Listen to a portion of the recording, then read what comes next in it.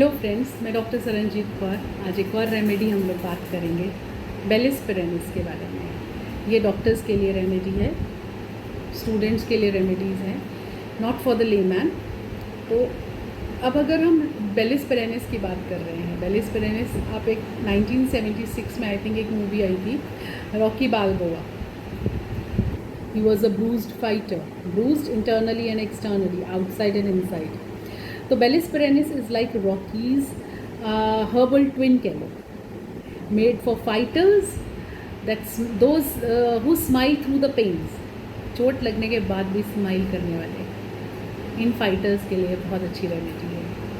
From surgical traumas to sore joints, varicose veins to emotional walls, Bellis heals what the world don't see, quietly, deeply and completely heal करने की ताकत रखती है bellis पेरेनिस। जैसे कि डेजीज़, इसका इंग्लिश डेजी से बनती है, ये फ्लावरिंग प्लांट से, कॉमन नेम इसका इंग्लिश डेजी है। तो जैसे डेजीज़ को अगर हम क्रश करें तो वापस ब्लूम करने की ताकत रखती है, उसी तरह से बेलिस पेरेनिस भी, जो हमारे को एक्सटर्नली हमारे को इंजरीज़ नहीं दिख रही, वो डीप हार्ट में हो, कुछ प्यार में धोखा मिलके अगर कोई हार्ट को ब्रूज्ड फीलिंग हो रही हो, या फिर ऐसी इंजरीज़ जो कि होने के बावजूद भी, ओवर वर्क के कारण जैसे इंजरीज़ हैं, वो प्रॉब्लम्स होने के बावजूद भी पेशेंट कहे आई एम ऑल राइट, तब बेलिस पेरेनिस बहुत ही अच्छा काम करती है। Let's break it into mnemonics. Bellis perennis first is B. B is for boys, इसमें होंगे एकाइमोसिस, और क्या है, ब्रूज्ड पेल्विस, कोई पेल्विक अगर हमारे सर्जरी हुई है उसके लिए ये रेमेडी बहुत ही अच्छा काम करती है। Bruise sore feeling in the pelvis है। स्प्लीनोमेगैली में बहुत अच्छा काम करती है। यूट्रस, अगर हमारे को ऐसे लग रहा है कि it is squeezed feeling in the uterus, वहाँ पे ऐसे लगे कुछ भी प्रॉब्लम है, bruise sore feeling in the pelvis, uterus या स्प्लीन में बहुत ही अच्छी रेमेडी है ये। इसमें venous stasis due to trauma या मैकेनिकल ऑब्स्ट्रक्शन की वजह से वीनस स्टेसिस में भी ये रेमेडी बहुत अच्छा काम करती है।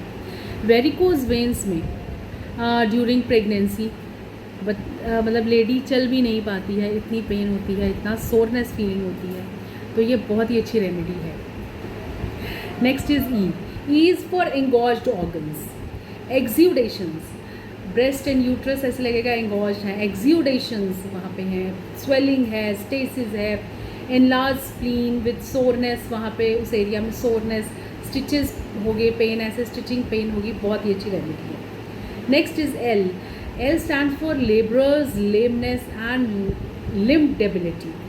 लेबरर्स की रेमेडी ये बहुत ही अच्छी, गार्डनर्स के लिए, लेबरर्स के लिए बहुत ही अच्छी रेमेडी है। मस्कुलर सोरनेस अगर उनमें हो, after hard work, gardening, specially जैसे हम लोग जिम में बच्चे देखते हैं, वेट लिफ्टिंग के बाद उनमें सोरनेस आ रही है, बेलिस पेरेनिस जहाँ पे इंटरनल मसल टिश्यूज़ को कहीं पर इंजरी हुई हो, बहुत ही अच्छा काम करती है। लिम्स फील वीक और उसमें लेमनेस होती है as if sprained, it's a princely remedy for the labourers, ठीक है। नेक्स्ट एल स्टैंड्स फॉर, इसको हमने कैसे याद रखना है, left sided remedy. Complaints of the left side affection, मतलब अफेक्शंस, लेफ्ट साइडेड अफेक्शंस होती हैं, और लिविट पेन्स होती हैं इसमें। Worse on the left side, pain back से, नेक से, यहाँ से स्टार्ट होती है, ऑक्सीपुट से, और वर्टेक्स तक जाती है, हेड तक जाती है, ब्रूज्ड फीलिंग रहती है पेशेंट में। पीछे स्कैल्प से इचिंग होके और पूरी बैक में इचिंग होती है, and it is work from warm या हॉट बाथ अगर लिया हो तो उससे और भी प्रॉब्लम बढ़ जाती है। Next letter is I. I stand for intolerance to icy cold things, ठीक है ना। इंजरीज़ के लिए भी बहुत अच्छी रेमेडी है, और आइसी कोल्ड थिंग्स की अगर इनटॉलरेंस है कि हम गर्मी से आए और हमने कोल्ड बाथ ले लिया, मतलब नॉर्मल पानी या ठंडे पानी से नहा लिया, कोल्ड फूड खा लिया, कोल्ड ड्रिंक्स ले लिए, तो कंप्लेंट्स इसकी बढ़ जाएंगी। फिर उसके इंटरनल इंजरीज़ रहेंगी, नर्व्स को, मसल्स को, डीप टिश्यूज़ को इंजरी, पोस्ट सर्जिकल इंजरीज़, ये सारी इंजरीज़ जहाँ पे बहुत सारी हमारी रेमेडीज़ फेल हो जाती हैं, मतलब डीप टिश्यूज़ तक नहीं पहुँच पाती, वहाँ पे ये रेमेडी पहुँचती है। It's a first remedy for deeper trauma. Not just superficial trauma but deeper trauma, चाहे वो हार्ट की एक हो या फिर आपके पोस्ट सर्जिकल इंजरीज जो कि डीपर टिश्यूज़ को इंजर कर गई है, वहाँ के लिए बहुत अच्छी रेमेडी है ये। Next is S. S stands for sleep is disturbed. इसकी नींद 3 AM डिस्टर्ब हो जाएगी, उसके बाद दोबारा सो नहीं पाएगा। और क्या इसमें एस से हम सोच सकते हैं, स्क्वीज्ड यूट्रस। उसको ऐसे लगता है कि मेरा यूट्रस जो है वो स्क्वीज्ड हो गया है, यूट्रस में सोरनेस की फीलिंग होगी, स्क्वीज्ड। लेम एब्डोमिनल मसल्स ऐसे लगता है कि लेमनेस है, वहाँ पे थकावट सी है, लेम सी फीलिंग है। Inability to walk due to this pelvic heaviness के कारण, स्पेशली इन प्रेगनेंसी, तो वो पेल्विक हैवीनेस के कारण वॉक भी नहीं कर सकते हैं patients. Next, this was bellis, now is perennis. P stands for pelvic organ trauma या पेनलेस डायरिया। ये 2 चीज़ों के लिए हम पी लेंगे। Pelvic organ trauma, trauma to the uterus, ovaries को कुछ ट्रॉमा हुआ है, रिप्रोडक्टिव ट्रैक को कुछ ट्रॉमा हुआ है, उसमें ये बहुत अच्छा काम करती है पोस्ट सर्जरीज में। फिर इसमें से येलो फाउल, और मतलब अब जब डायरिया जो सा आता है इसका पेनलेस होगा और येलो एंड फाउल ओडर होगा, वर्स एट नाइट, ठीक है। एंड इसमें ये बहुत ही अच्छी रेमेडी है फॉर ऑटो ट्रोमेटिज्म, पोस्ट मतलब जैसे कि हम कहेंगे पोस्ट इंटरकोर्स पेन्स होती हैं जैसे, ठीक है ना, पोस्ट कॉशियल पेन्स के लिए बहुत ही अच्छे, ऑटो ट्रोमेटिज्म के केसेस में बहुत अच्छा काम करती है ये remedy. Next letter is E. E stands for as if elastic band is tied on the wrist. उसके इलास्टिक बैंड की फीलिंग होगी रिस्ट पर।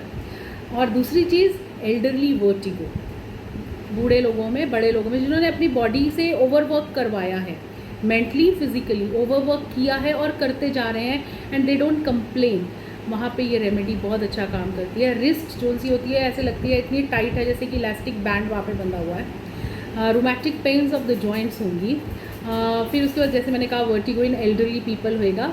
एंड पेन जो रेडिएट करेगी from down the interior side of the thigh, मतलब radiate करेगी down to the interior side of the thigh, नीचे तक पेन जा रही है उसकी। शियाटिका में भी बहुत अच्छा काम करती है bellis perennis. Next letter is R. R is for railway spine. Railway spine मतलब स्पाइन पे जैसे हम ट्रेन में बैठते हैं, हमारे को धीरे धीरे धीरे धीरे झटके लगते हैं, बहुत ज़्यादा झटके लग रहे हैं, जर्क्स लग रहे हैं, तो उसकी वजह से अगर कुछ प्रॉब्लम आ रही है या कोई हमारे को इंजरी हो गई है, ट्रेन इंजरीज, मतलब ऐसी कि हमारे स्पाइन इंजर हो चुकी है, हम बहुत लंबा सफ़र करके आए हैं और उसके बाद हमारे बैक सोरनेस हो रही है, लेमनेस हो रही है हमारी बैक में, bellis perennis works wonders over there. Rheumatic soreness होगी with no proper secretions as such नहीं है, कुछ नहीं है, बट रोमैटिक सोरनेस है। जॉइंट स्प्रेन्स, मतलब जॉइंट्स में ऐसे लगेगा स्प्रेन्स हैं और बहुत थकावट सी रहेगी। Great tiredness is there in this remedy. Next letter is E. E क्या है, एक्सटर्नल, इसमें इरप्शंस बहुत है। और सेकेंड थिंग, इसमें इमोशनल हाइडिंग बहुत अच्छी है, ज़बरदस्त इमोशनल हाइडिंग है। ये इमोशंस को एक्सप्रेस नहीं करते हैं, इनको लगता है कि अगर हमने अपनी इमोशंस एक्सप्रेस की तो हमें धोखा मिल जाएगा। एक बारी अगर इनको प्यार में धोखा मिल गया दोबारा उसमें जाएंगे ही नहीं, because they don't trust anybody.